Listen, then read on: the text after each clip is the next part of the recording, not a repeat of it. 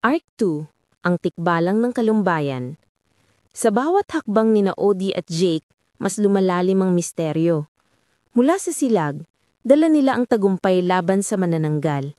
Pero sa susunod na bayan, hindi lang dilim ang kanilang kalaban, kundi ang mismong landas na kanilang tinatahak. Kalumbayan, isang bayan na tila umiikot sa sarili nitong oras. Dito, ang mga daan ay nagbabago, ang mga puno ay gumagalaw, at ang mga tao ay tila laging naliligaw. Sa gitna ng kagubatan, may isang nilalang na naglalaro ng isip. Tikbalang. Kabanata 1. Ang pagdating sa kalumbayan. Pagpasok nila sa kalumbayan, agad nilang napansin ang kakaibang ayos ng kalsada. Parang paikot-ikot.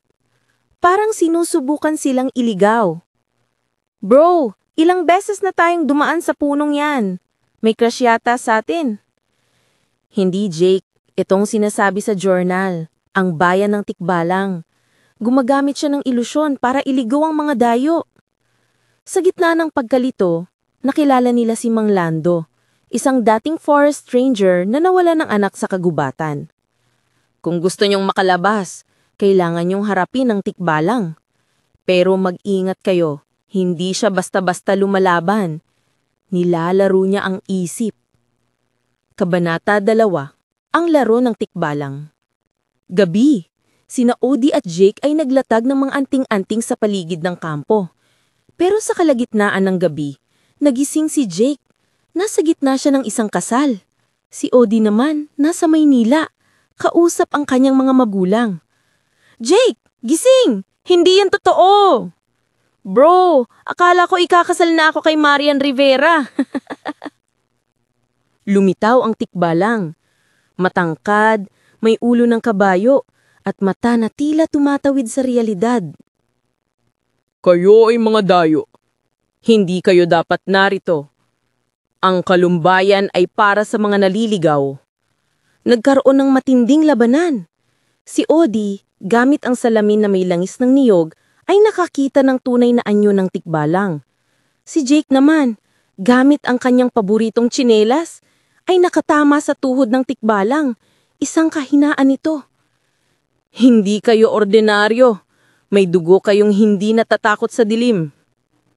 Kabanata 3. Ang lihim ng kalumbayan. Matapos ang laban, bumalik ang ayos ng mga daan. Natagpuan ni Mang Lando ang kanyang anak, nakatago sa ilalim ng ilusyon ng Tikbalang. Salamat, Odie. Salamat, Jake. May iniwan ng mga magulang mo rito. Isang pendant. Anak, kung hawak mo ito, nasa tamang landas ka.